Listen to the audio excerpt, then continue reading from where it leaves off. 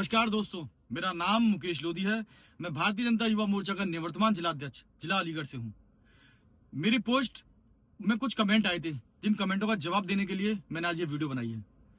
मैं आपको शुरुआत से बताता हूं। ओजोन सिटी का मालिक प्रवीण मंगला, ये हरियाणा राज्य के फरीदाबाद जिले से भागकर अलीगढ़ आया है। वहां से क्यों भागकर आया है? क्योंकि वहां पर ये लोगों के साथ बेईमानी करके आया है, कई करोड़ों रुपए लूट कर आया है और लोगों को धोखा देकर आया है। यही काम इसने अलीगढ़ में आकर यही काम शुरू कर दिया। यहां भी गरीब किसानों की जमीन धोखे से लिखवाना, कब्जा करना, उसको सबको घेर के इसने एक ओजोन सिटी बनाई है। अगर जिसकी प्रशासनिक अधिकारी जांच कर लें तो सबको पता चल जाएगा कि इसने क्या करा है। लेकिन अभी तक इसके खिलाफ कोई आवाज नहीं उठा पाया। जिसने भी आवाज उठाई, जिसने भी इसके खिलाफ एफआईआर कराई, उस सबको दबा दिया गया। कारण? क्योंकि इसके पास पैसा बहुत है। आपने देखा होगा, मैंने 2 मार्च को एक ज्ञापन दिया था कलेक्टर में डीएम साहब को, लेकिन उस ज्ञापन की खबर नहीं छपी।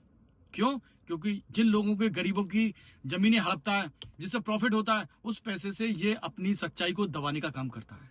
इसने मीडिया खरीद रखी है, इसने प्रशासन के कुछ लोगों को गुमराह कर रखा है, जिस कारण इसकी सच्चाई लोगों के सामने नहीं आती। ये लोगों के सामने एक चोर का रूप रख के सफेद नकाबपोश में बहुत शरीफ बनकर बैठा हुआ है।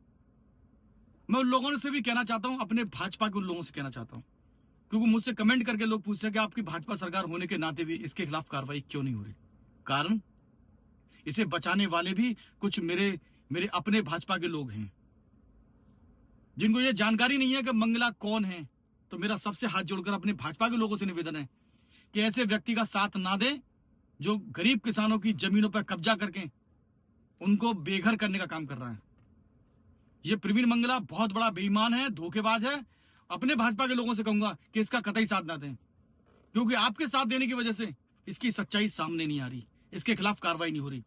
क्योंकि प्रशासन ने कुछ दिनों पहले किसान की जमीन चिन्हित कर दी ओजोन सिटी के अंदर कि उसकी जमीन कहां है, लेकिन उसे अभी दखल नहीं दिलवाया जा रहा। क्या कारण है उसको दखल नहीं मिल रहा? किस चीज का इंतजार हो रहा है? क्योंकि प्रवीण मंगला पैसे के दम पे अपनी पहुंच बहुत ऊपर तक बना चुका है। एक सिर्फ मैं हूं जो निवर्तमान जिलाध्यक्ष भाजपा का सक्रिय कार्यकर्ता होने के नाते उसके खिलाफ भी उसने एफआईआर कर दी, मेरे खिलाफ एफआईआर कर दी, सिर्फ पैसे के दम पर। वो भी इसलिए कि मैंने फेसबुक पर इसकी सच्चाई बताई, लोगों को इसके बारे में उजागर किया, लोगों को बताया कि ये कैसा और कैसा व्यक्ति है। मैं सिर्फ आपसे इतना कहना चाहता हूं कि मैं इस लड़ाई को जब तक लड़ूंगा जब तक मेरे अंदर सांस है। एक नहीं 100 एफआईआर कर रहे प्रवीण मंगला।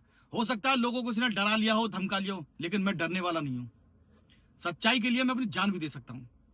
अधिकारियों के, अलीगढ़ प्रशासन के अधिकारियों से निवेदन करता हूं कि योगी जी के राम राज्य में ऐसे भ्रष्ट आदमी के खिलाफ कार्रवाई की जाए जो गरीब किसान की जमीन को कब्जा कर रहा है।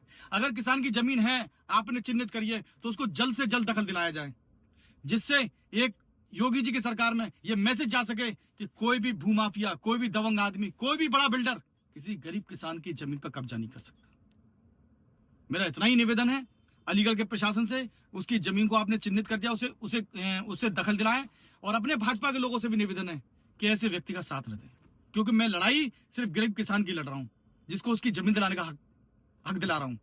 तो मेरा आपसे निवेदन है, अपने सभी लोगों से, सिर्फ जो कमेंट आते हैं उनके मुझे जवाब देने पड़ते हैं। तो मैं चाहता हूं कि आने वाले अगले कमेंटों में लोग ये कहें कि पूरी भाजपा उस गरीब किसान के साथ है। जय श्री राम।